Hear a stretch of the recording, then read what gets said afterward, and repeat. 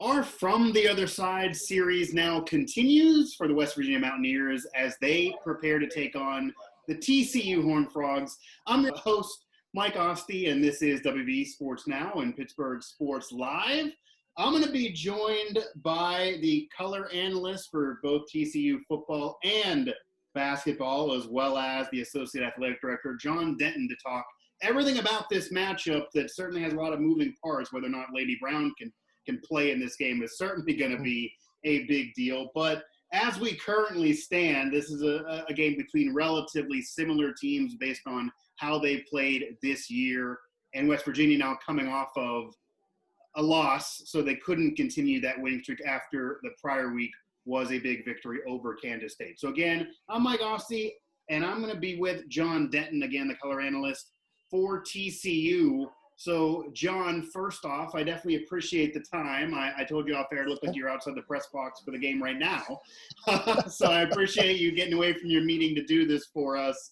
And I think it's important because it gives the Mountaineer fans a chance to really learn about the opponent head into the game, especially an opponent like TCU.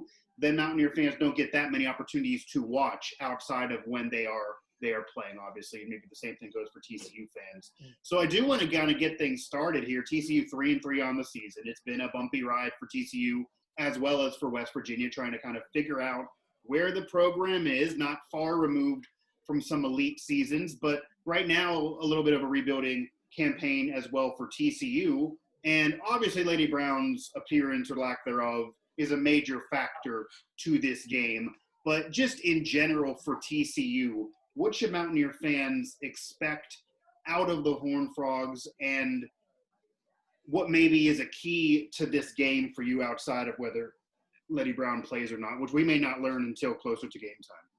Yeah, well, he's obviously an elite back and one of the best in the Big 12. I'd put him right up there with Breece Hall from Iowa State, who shredded TCU in our season opener. For TCU, it's been kind of a weird year. It's been strange for everyone in that we actually had 4 different opening opponents that we were preparing for, and the fourth was SMU.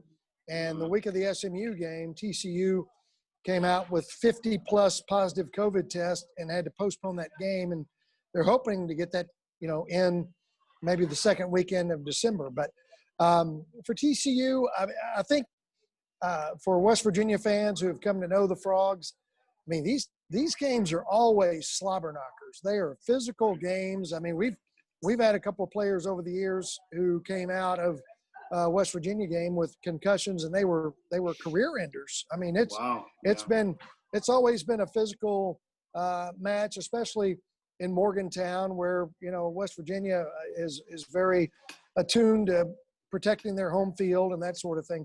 But I think a lot of it comes down to a couple of things. I mean, both these defenses are unbelievably good. They're fast. They have good fronts. TCU's finally in the last 3 weeks figured out a combination of the defensive front. They're rotating about 10 different defensive linemen to keep guys fresh. It's an undersized group that likes to play fast. They're a lot of quickness, a lot of speed. The linebackers are solid, and the secondary's very good on the TCU side. You mentioned Lady Brown. That's a huge, huge piece of it from the standpoint of, what can West Virginia do from a run standpoint. He's obviously, as I mentioned, an elite back. I think for TCU on the offensive side is, can Max Duggan get on track throwing the football early? Last week against Texas Tech, he was not good throwing the football. Texas Tech got pressure. TCU's offensive line is still a work in progress. They were able to get pressure, and Max just couldn't get it going through the air. So the Frogs kind of dumbed it down, and in the second half went back to the run game. They've got 3 really good running backs, a guy named Zach Evans. Number 6 is a guy for West Virginia fans to look for. He's playing more and more. He was a top 5 running back recruit in the nation, originally signed and committed to Georgia, and they let him out of that commitment. And he's playing more and more and playing more of a role in the offense. And, frankly, for an offensive line that's struggling, what's the easiest thing to do? Run block. So, if Letty can go and the Frogs decide they want to run the ball, this game might be over in 2.5 hours. I mean, it might be old school football. It might be old school football again. John Denton, the color guy for TCU, also the associate athletic director here, as we're previewing West Virginia and the TCU Horned Frogs this coming Saturday, another noon kickoff for the Mountaineers. It almost gives Mountaineer fans maybe a trip down memory lane in how they used to have their offense and Rich Rodriguez days with Pat White and Steve Slayton, basically, from what you're getting a lot with Max Duden, that if you can't get it done through the air, you're going to see a lot on the ground, over 100 yards on the ground last week in a big win over Texas Tech, a team that beat West Virginia earlier this season in kind of an upset over the Mountaineers. So, yeah, when you have a quarterback that only throws for 73 yards in the Big 12, that's very, very surprising. Yet, but able to get that victory with 154 yards on the ground, an average of 8.1. So maybe a little bit of hearkening old school West Virginia spread offense with at least what we're seeing there from the stat sheet. I do want to kind of ask you about TCU's season to this point, because the Mountaineer fans are familiar with this. I mean, it's been similar in a way, but you start off with the loss to Iowa State, who's a ranked team or has been a ranked team most of the year, even though they dropped out. Texas, who's back in the top 10, but they've been up and down, with that being a win. Losing to K-State, who at one point was number 16 in the country. Losing to OU while they are kind of rebooting, but it's still Oklahoma. Beating Baylor, the win over Texas Tech. So TCU is on their longest win streak of the season, but it's hard to really get a gauge on how good or bad this TCU program is right now based on this year. Of course, it's a year in flux, but I do want to basically just ask you that kind of simply. Where do you see the TCU program moving forward? How close are they to being back to where they were a few years ago and being maybe competitive for a Big 12 conference title? And do you feel this season is a step in the right direction, or kind of neutral, or a step back? Well, I think TCU is not much different from a lot of other schools in that, it really hurt them. They lost 4 starters off the offensive line. They had some work that they needed to get done in the spring to develop the offensive line. The offensive line has only become, starting to come together right now. Last week against Tech, they were pretty good, probably their best game of the year. They were able to pass protect, even though Max wasn't throwing the ball well. They were able to pass block or run block when they needed to. This is a program that's always kind of built itself on defense and ball control and controlling time of possession. And, even in the Big 12 where, Gary Patterson calls it basketball on grass, they've been able to survive pretty well. Now, this is a lot different from the Mountain West Conference. The teams that the Frogs had in the Mountain West Conference when they were perennial top 10 and went to the Fiesta Bowl, went to the Rose Bowl and beat Wisconsin. I mean, yeah. It's a different type of program now, and that, now that TCU's in the Big 12, they attract a lot more 5-star recruits, and the ability to attract elite personnel is different from what it was when the Frogs were in the Mountain West. So the key is, how do you keep, in this day and age, how do you keep those kids in the program? How do you get them to commit to develop over the years? The way that 10 years ago that it was done was Gary Patterson would go out, he would handpick recruits, and he would get their commitment that they would be there for 5 years. In the first 2 years, they put them in the weight room, got them in academic counseling, got them, fed, got them beefed up. And the last, the payoff really came in year 3, 4, and 5. In this environment, it's a lot different because you've got, the portal, you've got open transfers. Yeah. It's hard to hold on to kids. Right. So you've got to be really careful with who you recruit, and whether you believe that they're going to stay in the program or not. But it's still a lot of the same stuff: toughness, physicalness, defense, and trying to control the ball. And with Sonny Cumbie and Doug Meacham together as the offense coordinators, they do a lot of we do a lot of 4 wide.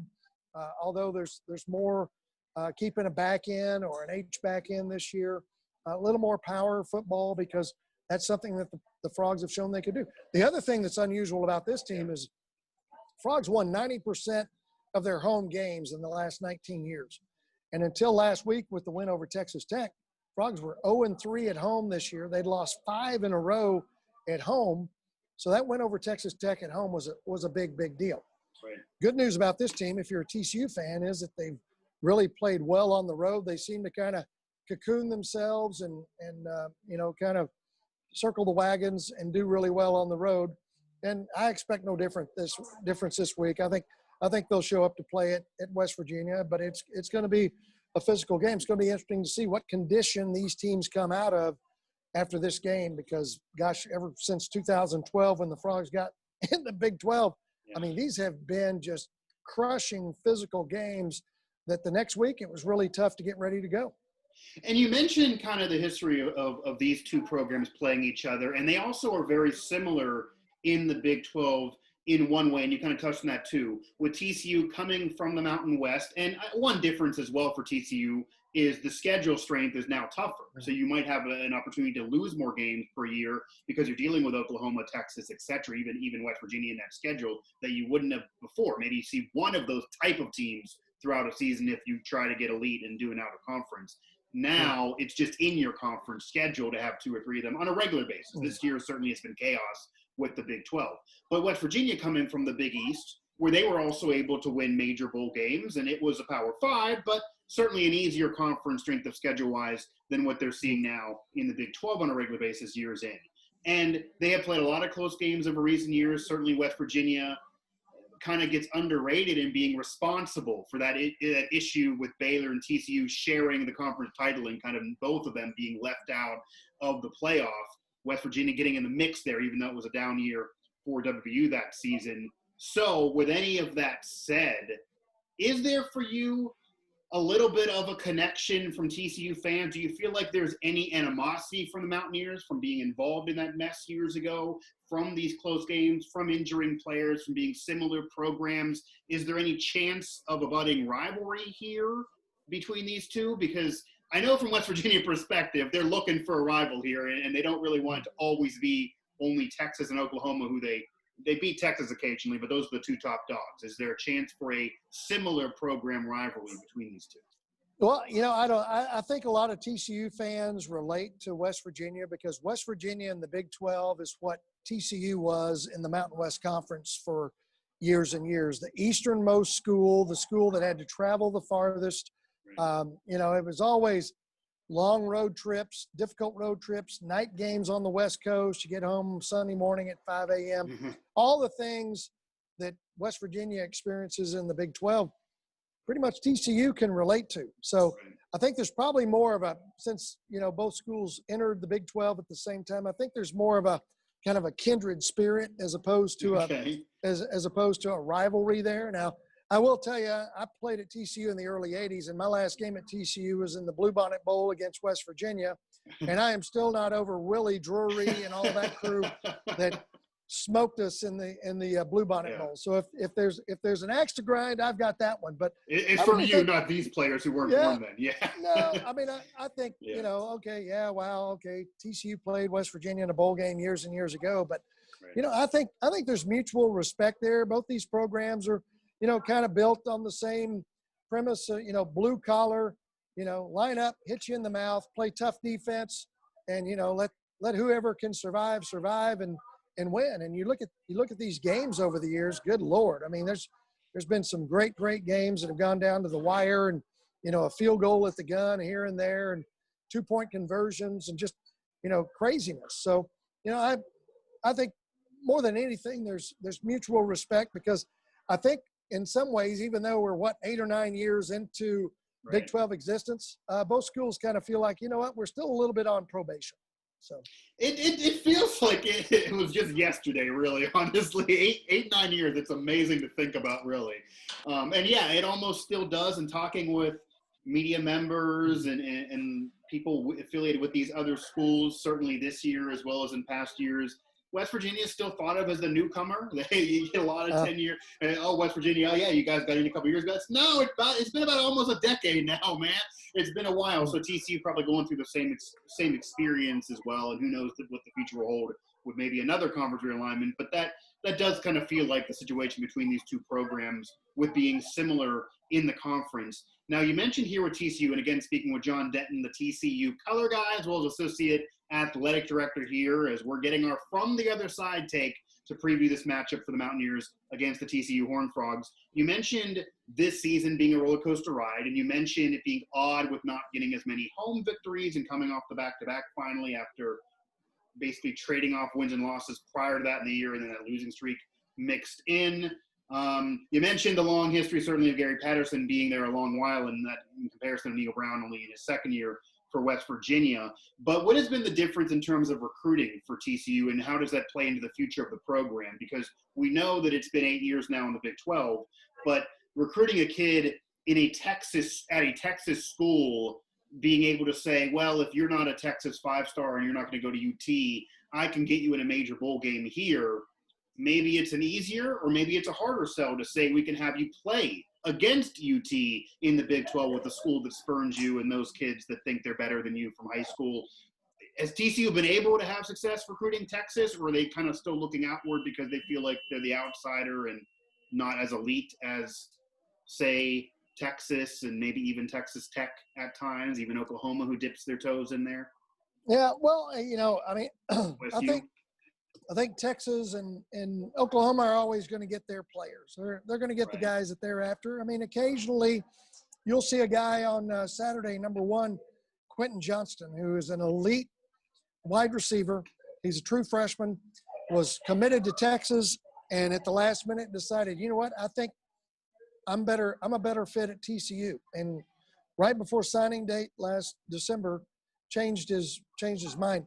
And TCU's done that a lot, especially since they've been in the Big 12. I mean, obviously, when you're in a league that has a path to the college football playoff, right, and back 10 years ago, the BCS, that gets kids' attention. And when they feel like, okay, I can go to TCU and I can get to where I want to be, not only collegiately but maybe even to the next level, then kids are attracted to that. Yeah, the exposure is higher. There's much more. Yeah. Even if you don't get to the playoff, the exposure is increased for kids who have a thinking of going to the next level, just in regular week-to-week games in the Big 12 than you would have in the Mountain West. Right. And and I think not only what helped TCU get into the Big 12, but also helped TCU make a giant mark from a recruiting standpoint is in 2010 when they ran the table. They went 12-0, got to the Rose Bowl as part of the BCS and beat Wisconsin.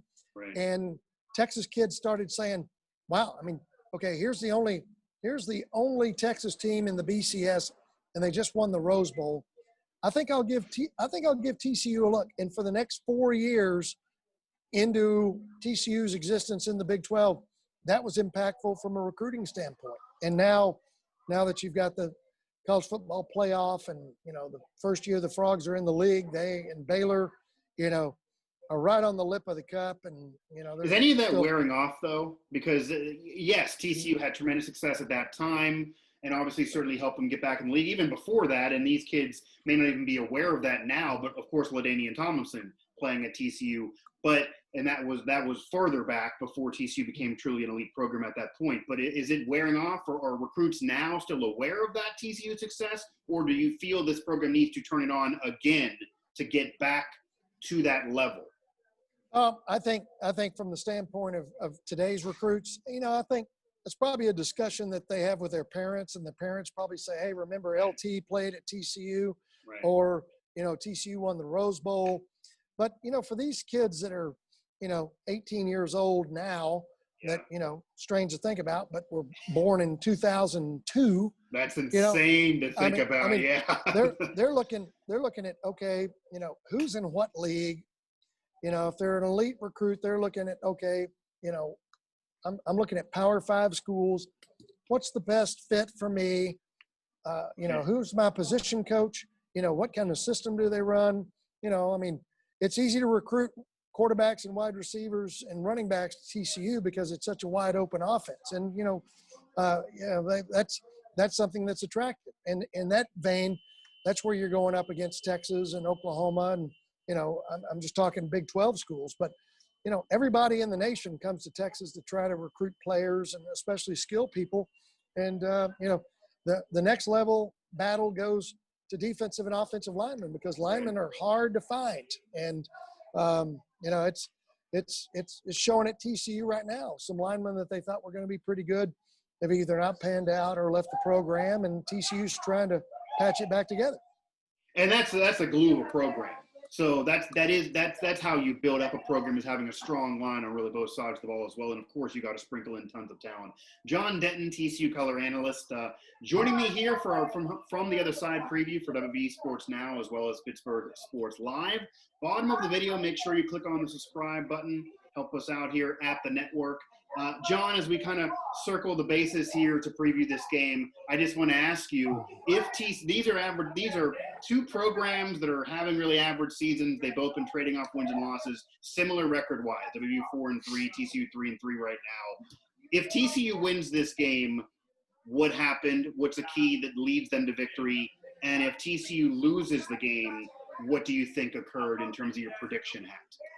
Well, it's not good either way for TCU, because if they win, they've got an open date next week. So, they really don't carry the momentum into a following game. Okay. If they lose, there's still a lot of questions to be answered. And I think for TCU, if they're going to win this game, they got to be able to run the football. They've got to control the line of scrimmage, which is going to be a challenge because of the Stills brothers and this defense. I mean, if you really want to look at the strength of this game, if you're a defensive aficionado, this is a game to watch because of the system that West Virginia is running and the talent on that side of the ball and the system that TCU is running. I mean, seriously, this could be a 17-14 game, which, again, we're talking about Max Duggan only throwing for 73 yards last week. I mean, this is the age we're living in right now.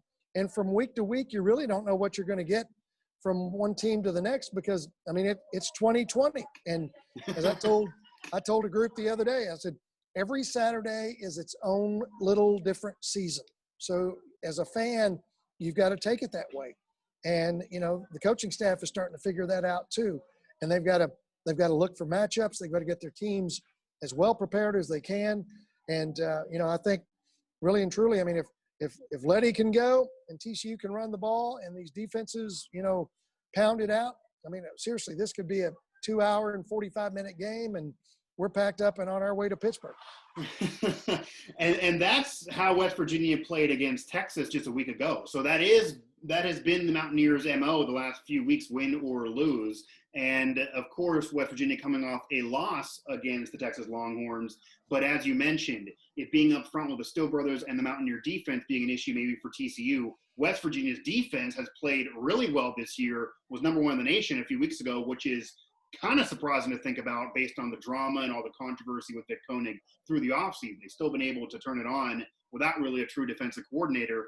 And it's now really about the Mountaineers offense, if it can do enough and not make the mistakes. I mean, that's what I would answer you if you're asking me the same question. WVU's defense was let down last week, and that's an unfortunate thing from the Mountaineer perspective. You can't ask for much better of a WVU defensive effort. So they clearly have what to key on here in terms of a little bit of a mobile quarterback who's struggling passing the ball. We'll see. It'll be certainly a test for the legs of the Still brothers and company from WVU's perspective.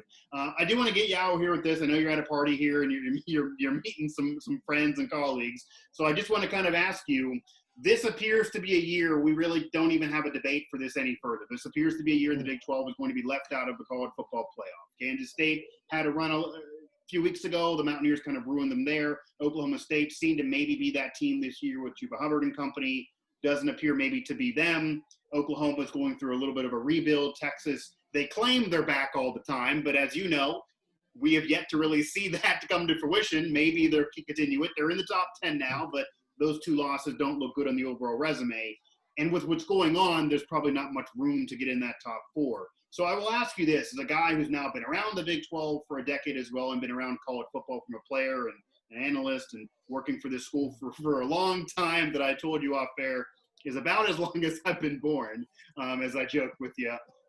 What does the Big 12 need to do? What needs to happen for the Big 12 to get back in the college football playoff mix? Do you expect that to be a possibility even as recent as next year? Obviously, Oklahoma's been that team since the inception of the playoff, but they've been perennially number 4. It's still been kind of on the outside looking in, and there has been the national conversation that even when they come back, that these Big 12 programs who don't care about defense, and even though you and I just talked about 2 solid defensive teams in the Big 12, that's going to hold this conference back nationally.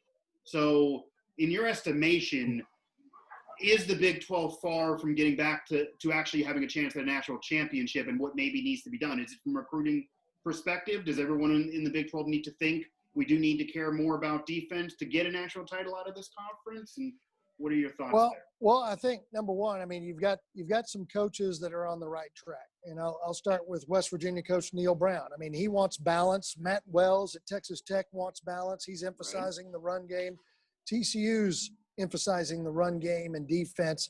And I think you're seeing the Big 12. I mean, yeah, people want to score lots of points. That's a lot of fun. But at the end of the day, if you look at, just in the college football playoff era, this is my read and what I've seen is, if you want to get in the college football playoff and you want to compete for a national championship, you've got to do what the SEC has done. And you look at a lot of these teams like Clemson out of the ACC, Ohio State out of the Big Ten. It's great to have 4 wide receivers and, spread the field and sling it and make big plays and that sort of thing. But if you're going to win and you're going to win big, you've got to do 2 things. Number one, you got to play really good defense. And when you get inside the 20-yard line and in the red zone, opponent's red zone, you've got to use a tight end and a fullback. You've got to line up and by formation say, hey, guess what? We're coming right this direction. If you can stop us, great. If you can't, we're going to knock your teeth out and knock people off the ball. Football is an aggressive, violent game of mass. And if you're going to win a national championship, you got to get big and you got to get tough and you got to get mean and you've got to move people off the line of scrimmage, and that means running the football with authority in the red zone if you want to win big. Yeah, I can't disagree at all. I love that line. I might try to use that in terms of college football is a violent sport about mass. I think that's perfect.